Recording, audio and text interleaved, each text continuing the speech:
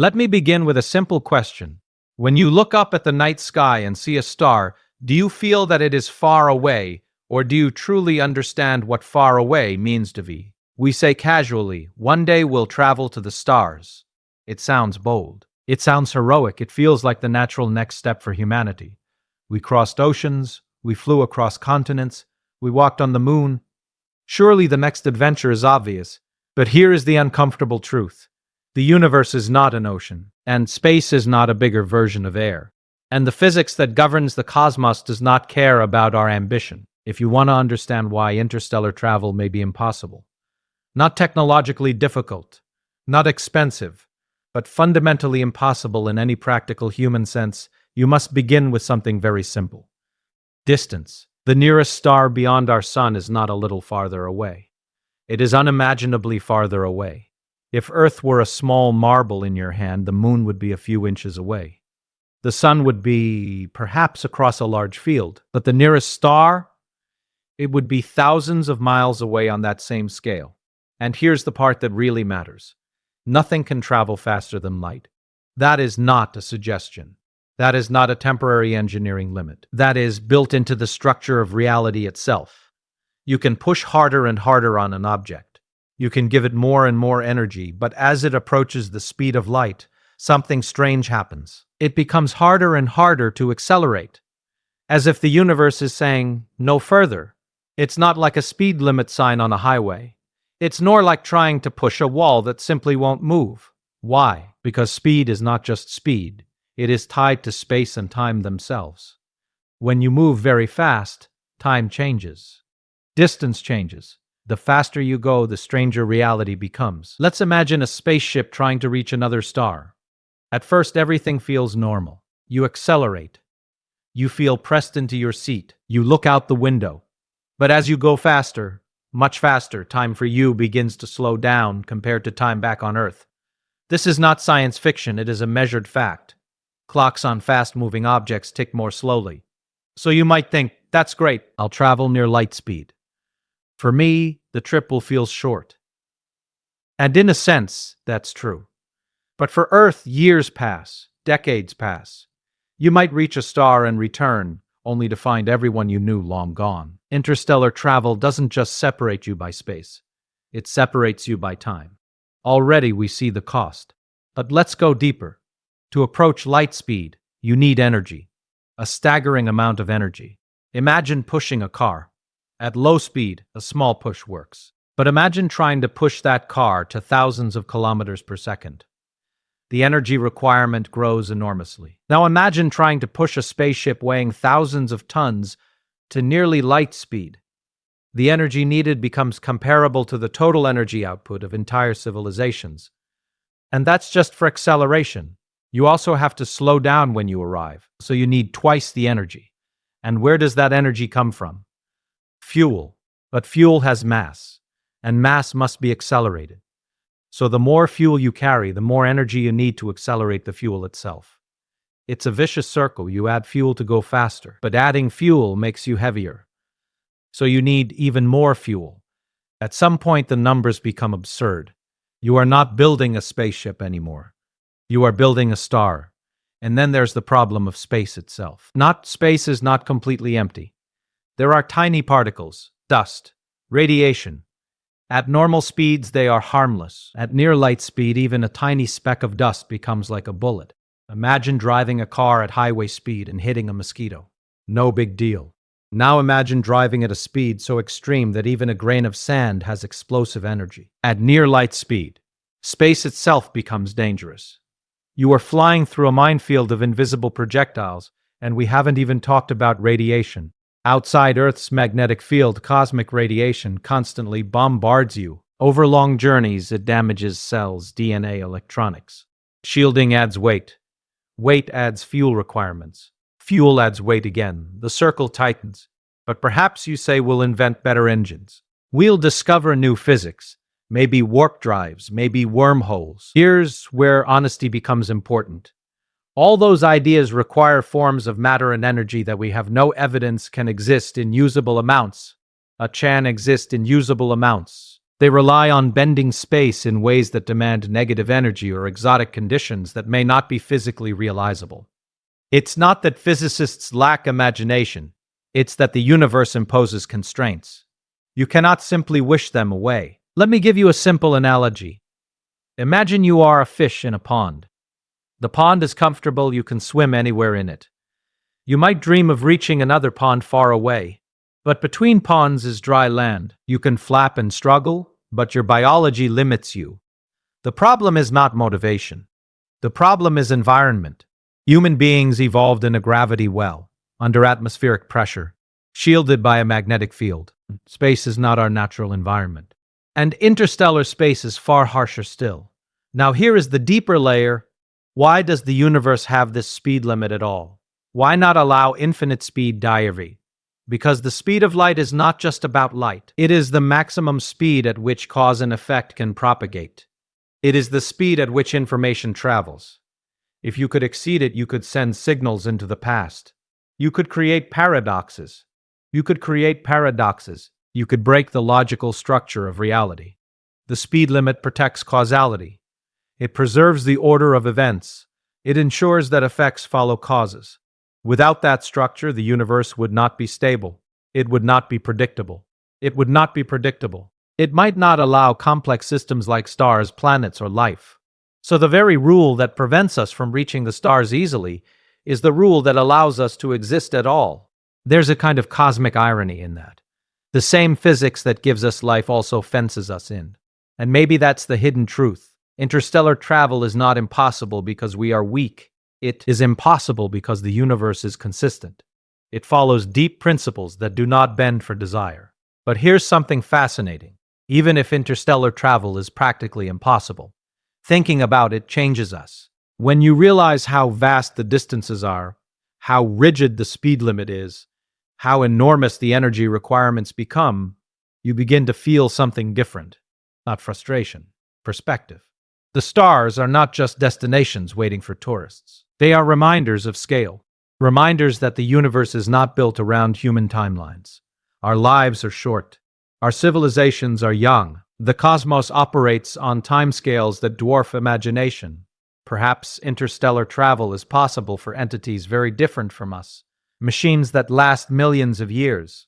Civilizations that think in millennia. But for biological creatures with fragile bodies and brief lifespans, the barrier is immense. And maybe that forces a more profound question. If we cannot easily travel to the stars, what does that mean? Does it mean we are trapped? Or does it mean we must learn to value the world we already inhabit by? Sometimes we think expansion is the only measure of progress. Go farther. Move outward. Colonize. But physics whispers something quieter. Maybe depth matters more than distance. Maybe understanding matters more than expansion. We may not be able to physically reach distant galaxies, but we can understand them. We can measure their light. We can decode their patterns. Through thought, we already travel faster than any spaceship. Knowledge crosses distances that matter cannot. That is not a consolation prize. That is extraordinary, because while the universe limits motion, it does not limit curiosity. And curiosity may be the more powerful force. So when someone says interstellar travel is impossible, don't hear defeat. Hear reality. Hear the structure of the cosmos asserting itself. Hear the reminder that we are part of a universe governed by consistent laws. And in those laws, there is both constraint and beauty. The same speed limit that confines us also binds the cosmos together. The same energy principles that prevent reckless travel also power stars. The same causality that blocks time paradoxes also allows memory and meaning. We are not meant to conquer the universe easily. We are meant to understand it. And perhaps that is the deeper victory, not planting flags on distant planets, but grasping the profound elegance of the rules that shape them. Interstellar travel may be impossible in the way we imagine, but the journey of comprehension has no such limit. That journey, quiet, patient, relentless, may be the most extraordinary voyage of all. So the next time you look at a star and feel the ache of distance, remember this. The universe is not denying you adventure, one that does not require engines, only wonder. Let's go even deeper because the real barrier to interstellar travel is not just distance, not just energy, not even just the speed of light.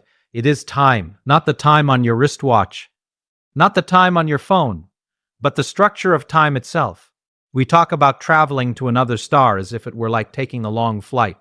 Long, yes. Difficult, yes. But still a journey that begins and ends within a human story. But interstellar distances stretch that story until it tears. Imagine a destination 10 light years away. That means even if you could travel at the speed of light, which you cannot, it would take 10 years just to get there, and 10 more to return.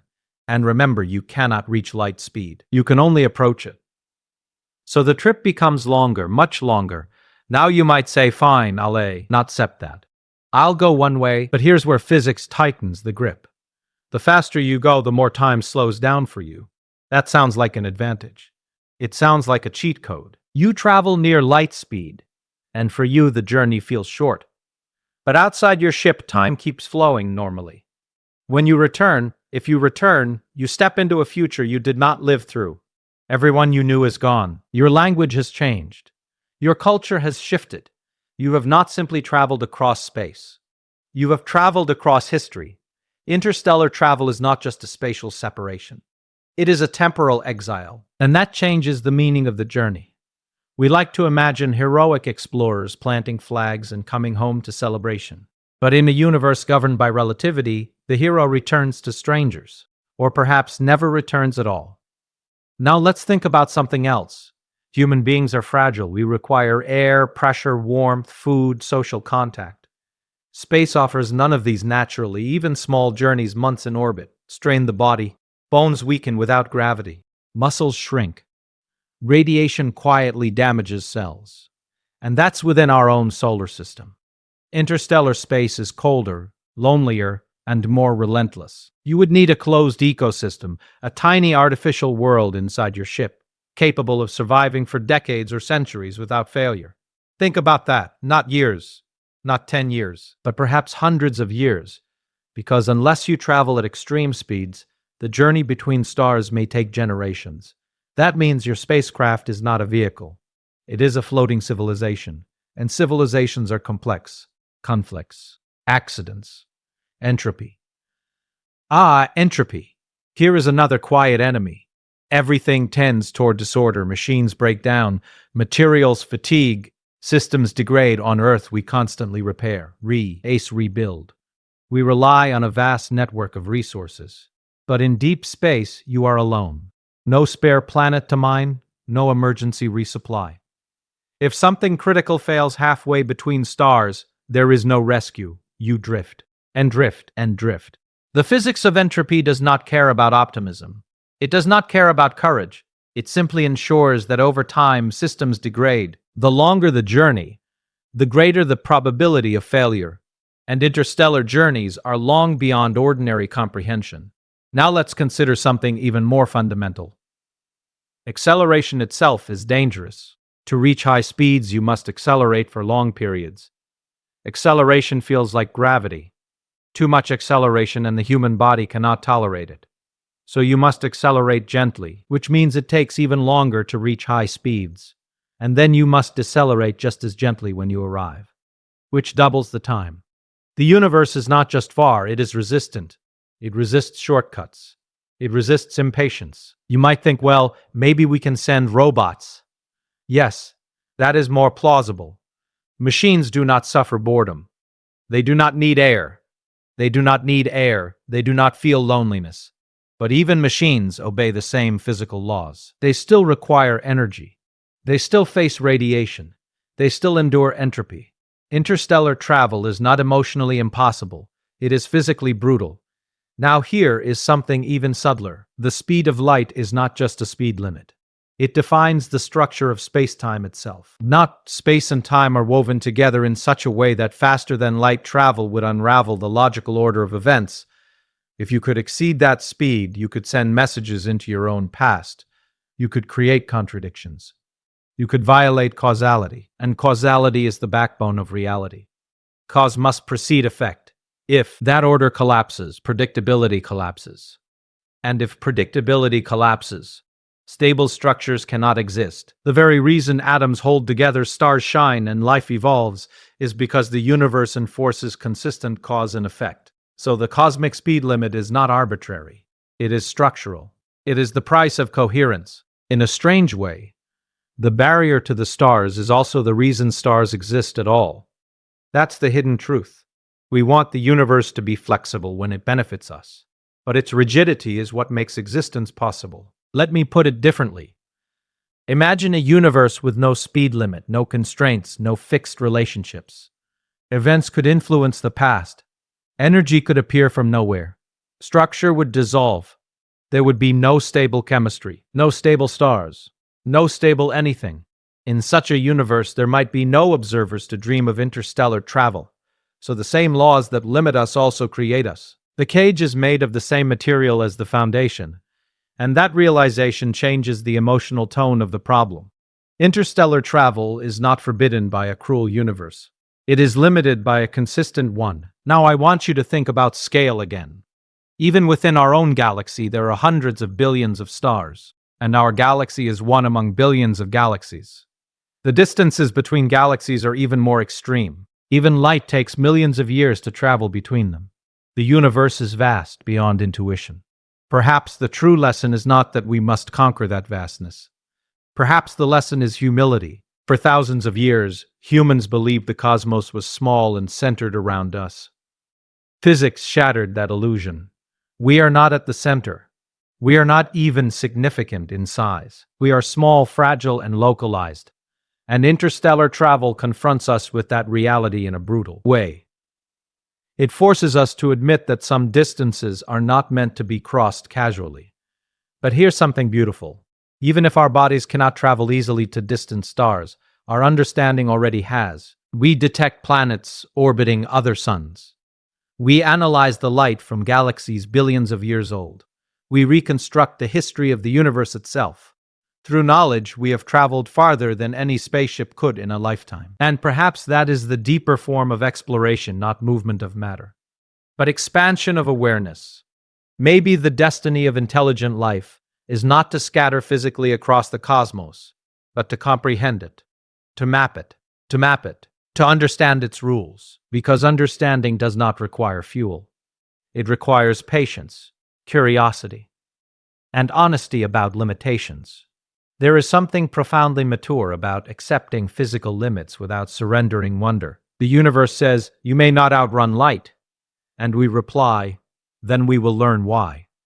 The universe says, "You may not leap between stars easily." And we reply, "Then we will study their light." That is not defeat. That is adaptation. And perhaps that is the final twist. Interstellar travel, in the romantic sense, may remain beyond practical reach. But the intellectual journey has no such barrier. Thought travels instantly within the mind. Insight crosses distances that rockets cannot. And in that sense, we are already interstellar beings, not because we have engines powerful enough to cross the void, but because we have minds capable of grasping it. So when you hear that physics makes interstellar travel impossible, do not hear a closed door. Hear a deeper invitation, an invitation to understand the structure of reality so clearly that even its limits feel beautiful. Because the universe does not owe us convenience. It offers us consistency. And in that consistency lies both our boundary and our wonder.